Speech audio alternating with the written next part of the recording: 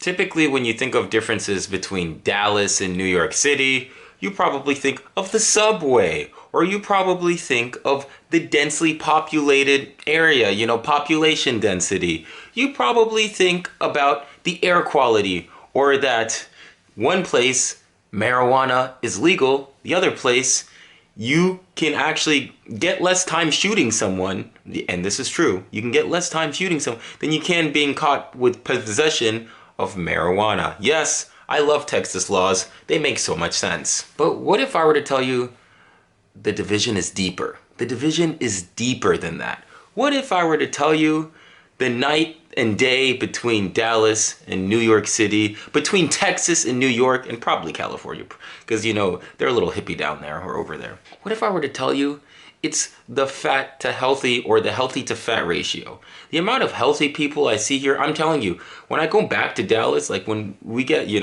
when I have to sadly make the trek back, the plane is gonna have to readjust its weight balance just to make sure that the fat people are on one side and on the other side. But going here, you don't have to do any such calculation. You can actually throw in, that's why they allow extra bags going to New York City, because since the people are so healthy, you don't have to worry about weight distribution, so you're allowed to have 5-10 extra pounds in your bag. It's the craziest thing. It's one of the things that, it's so subtle. It's almost as if, who knew that if you make a city walkable, and you have to walk in New York City. You don't have a choice. I easily get 10, 15, I can even get up to 20,000, but I get easily 10 to 15,000 steps a day. No problem, absolutely no problem. But I go to Dallas, I'm lucky if I crack 2K steps. That's a good day if I crack two. And that's me cracking 2K steps on a treadmill. It is interesting, the lifestyle differences, because if you ever see a fat person in New York, it's almost like Africa. Like, wait, what? Where did you come from? I gotta catch you. I gotta study you in a lab because I ain't never seen anything like it. Being fat in New York it's a political statement. It borderline illegal, I would say, because how? Legitimately how? You're walking, especially in the summer. You're walking, it's humid, it's mucky, you're going from point A to point B, you're on the subway, you're taking a city bike. There is no room, legitimately. And on top of that, if New Yorkers were fat, the island of Manhattan would just sink into the ground. It would sink into the Hudson and East River. Like, they would just, you wouldn't have to worry about climate change over here. If anything, it's the fat catastrophe you would have to worry about. You'd have to worry about Big Macs becoming institutionalized. Now, why does this matter? Why does it matter if New Yorkers are healthy and Dallas is fat? Because it creates vastly different outcomes in unexpected ways. My ex was vegan, and it caused a lot of, it made my life more complicated than it needed to be, but I wouldn't have it any other way. So I, in turn, would, scold because veganism is a false religion that I need to dismiss.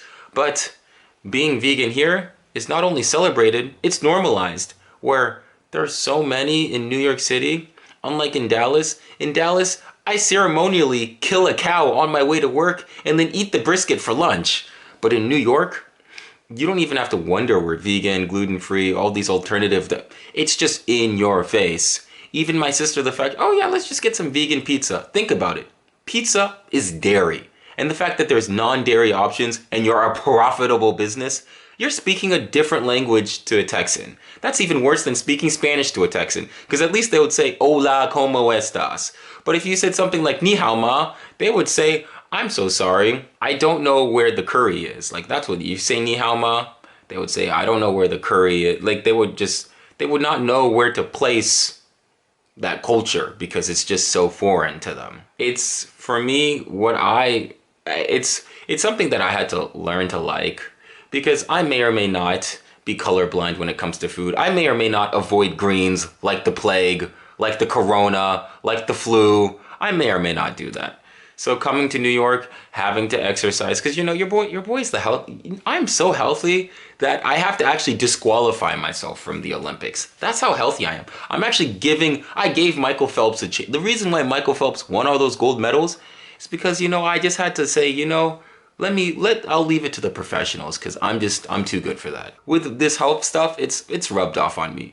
And mentally, I actually feel better. I actually smile for once when I wake up. I actually take on the day with excitement because probably after this video, I'm probably gonna do some intense walking, which, you know, sounds like a boomer exercise, but it's the only thing that's available to me is intense walking.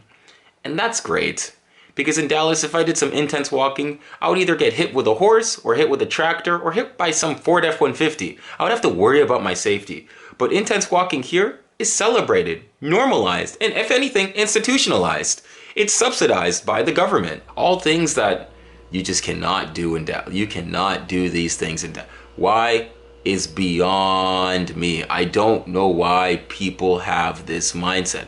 I don't know why people think that walking is from the devil, which is weird because didn't God give us two legs? Aren't we supposed to use them? We're not even using our full capacity. It's so fascinating because it took me a while for me to realize this difference. It took me a while to realize, oh wow, not only are people healthier, like this is a healthier lifestyle. This is something that, why can't we adopt this back home? Like why can't we bring this back? Is being dense really that bad? Like what logic is there behind this? Why is walking something that has to be, how is walking cultural? We walked for thousands of years. A car is a relatively new phenomenon. The fact that we have a machine that uses internal combustions, basically a series of explosions to get you from point A to point B. For thousands of years, actually millions and billions of years, you walked. You walked to kill the lion. You walked to kill the saber-toothed tiger. You even walked to get on your horse. But no, now it's like, oh man, I got my enchiladas, I got my brisket, I got my taco, I got my queso. I don't need, I don't know why I'm sounding British. I guess Texans are Brits now. But the fact that it's become a lost art, the lost art of walking. I didn't realize that walking is a lost art, but it's something that the Indiana Jones in me rediscovered in the Temple of Lost Walking. I know I found the ancient religion of walking, and I am an adherent to this religion because I practice it every day. I can't believe that I had to go to New York and I've been coming here for years. So I've always known this, but my Apple Watch, will say, is there something wrong? Like my phone will remind me that I'm living a healthier lifestyle and ask me if I'm the same person. Like what? How is it that living a healthier lifestyle is a red flag, is an alarm to my phone? And I guarantee if a lot of other Dallas people, a lot of other Texans came over to New York and just started walking, because you have to survive. There is no car. There isn't like, yeah, maybe you could Uber, taxi. But if you're willing to pay an arm and a leg and sell half your kidney, then yeah, you could definitely circumvent and keep your fat lifestyle. But for somebody who wants to keep their kidneys, I have to walk from point A to point B. I don't really have much of a choice. I've actually enjoyed walking, and that's one of the things I'm going to be sad about going back is I'm going to go back to my sedentary lifestyle. I'm going to go back to just sitting on a computer, you know, eating your Doritos and just acting as if everything's okay, which it's not. The Cowboys aren't going to win the Super Bowl or even make it to even if they make it to the play. But things are not okay back home. Like the emperor has no clothes and we can't walk away from him because we forgot how to walk back home. Thanks for watching this video. If you like, please like and subscribe. My socials will be linked down below and at the end of this video. Thank you so much.